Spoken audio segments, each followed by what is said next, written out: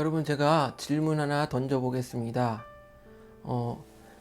혼자서는 아무것도 하지 못하는 아기가 있습니다. 그리고 그 아기를 돌보는 엄마가 있습니다.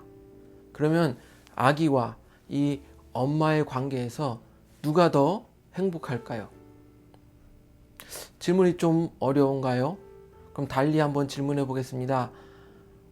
아기와 엄마 중에서 누가 더 공급을 많이 받는 사람일까요?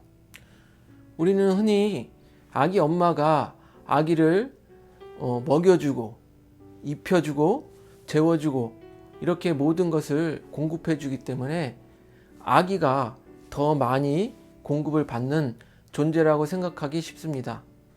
그러나 과연 그럴까요? 그것은 큰 오산입니다. 아기가 엄마로부터 일방적으로 공급을 받는 존재라고 생각한다면 그것은 오산입니다. 아기는 엄마로부터 돌봄을 제공받는 존재이기도 하지만 오히려 엄마는 아기로부터 보람과 또한 행복과 만족을 느끼게 됩니다. 그래서 때로는 아기 엄마들이 이렇게 말하기도 합니다. 나의 아기는 나의 삶의 존재 이유입니다. 나의 삶의 이유입니다. 이렇게 말하기도 합니다. 그래서 우리 사람은 인간 관계에 있어서 일방적인 관계보다는 상호 보완적인 관계가 그 삶에 더욱 유리하다고 말할 수 있습니다. 그러한 의미에서 오늘은 겐그리아 교회 여집사 베베에 대해서 우리 이야기를 나눠보고자 합니다.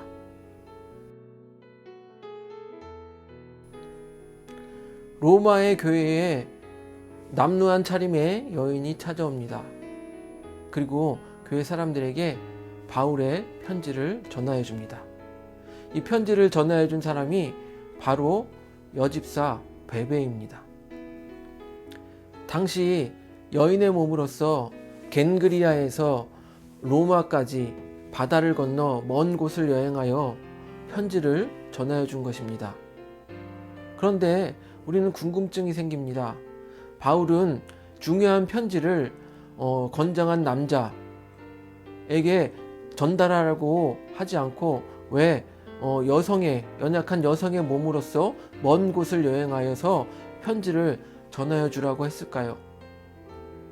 우리는 여기서 바울이 겐그리아 교회의 여집사 베베를 얼만큼 믿고 있었는지 우리는 알 수가 있습니다.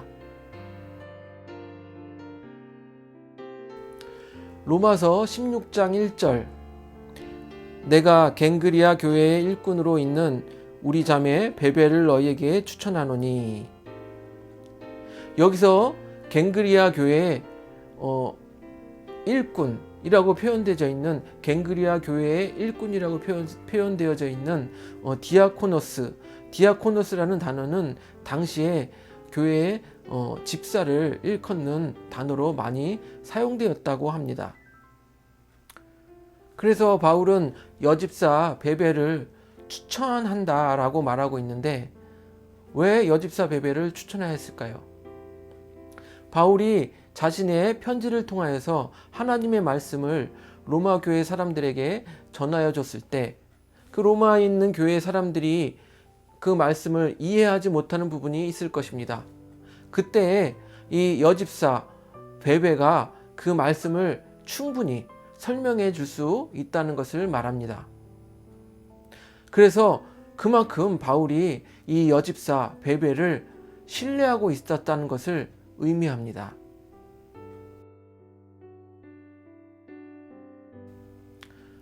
그렇게 로마에 있는 교회 사람들에게 말씀을 가르쳐 줄 수 있는 사람이고 또한 바울이 신뢰하는 사람이기 때문에 바울은 로마 교회 사람들에게 이 여집사 베베를 정성껏 잘 대우해 주라고 말하고 있습니다. 로마서 16장 2절을 보면 너희는 주 안에서 성도들의 합당한 예절로 그를 영접하고 무엇이든지 그에게 소용되는 바를 도와줄지니 이는 그가 여러 사람과 나의 보호자가 되었음이라. 그런데 2절 말씀 후반부에 이렇게 말하고 있습니다. 바울은 베베가 나의 보호자라고 말하고 있는 것입니다. 아니, 우리가 생각하기에 사도 바울은 위대한 사도이고 또한 베베는 여집사입니다. 그렇기 때문에 위대한 사도인 바울로부터 일방적으로 베베는 말씀도 공급, 가르침을 받고 또한 지시를 받고 또한 여러 가지 공급을 받을 것 같은데, 사도 바울은 베베를 자신의 보호자라고 말하고 있는 것입니다. 여기서 보호자라는 말은 헬라어로 후견인을 뜻합니다. 그러니까 바울의 후견인이 곧 베베라는 것입니다. 당시에 후견인은 부유하여서 물질적인 공급뿐만 아니라 그 그룹 내에서 어떤 권위를 인정받았다고 합니다. 위대한 사도 바울이 강한 카리스마를 가지고 성도들을 가르치고 성도들에게 공급하고 성도들을 지시했을 것 같은데 그렇지 않다라는 것입니다. 오히려 여집사 베베의 공급을 받고 베베로부터 보호를 받았다라는 것입니다. 그리고 바울은 그런 여집사 베베에게 엄청난 신뢰를 가지고 있었다라는 것입니다.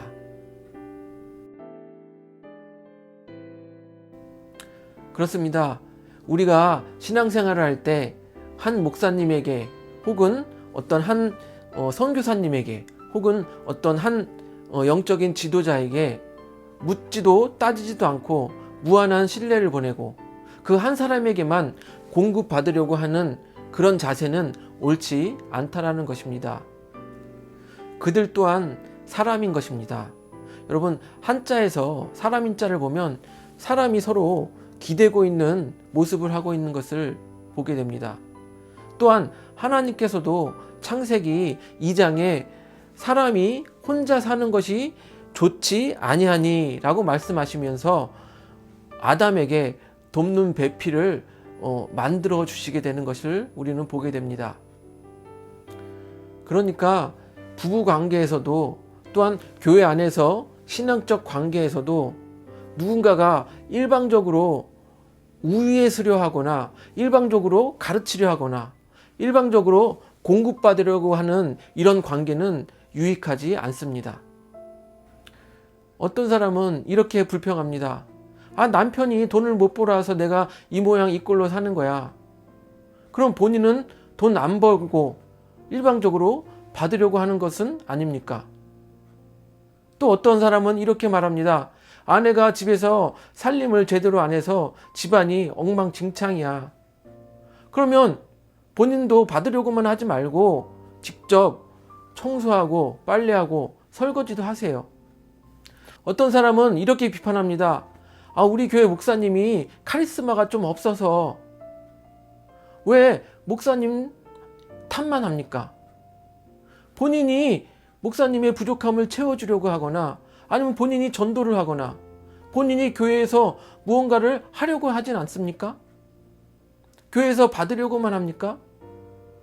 비판할 때만 목사님의 교회가 되는 것입니까? 당신의 교회는 아닙니까?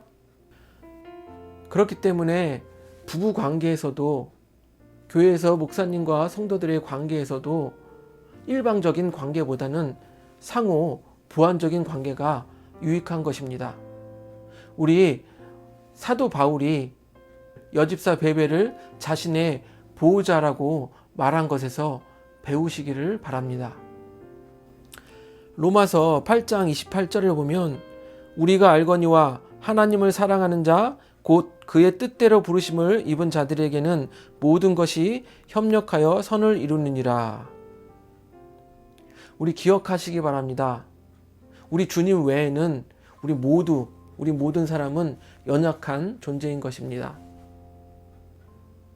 완전하신 분은 오직 우리 주님 되시는 예수님 뿐임을 반드시 기억하시기를 바랍니다.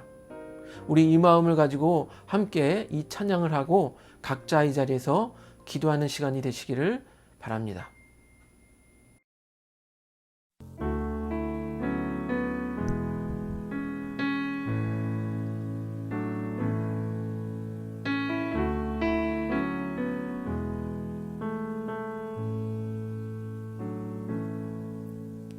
주여 우린 연약합니다. 우린 오늘을 힘겨워 합니다. 주 뜻 이루며 살기엔 부족합니다. 우린 연약합니다. 주여 우린 넘어집니다. 오늘 하루 또 실수합니다. 주의 긍휼을 구하는 죄인입니다. 우리 주만 바라보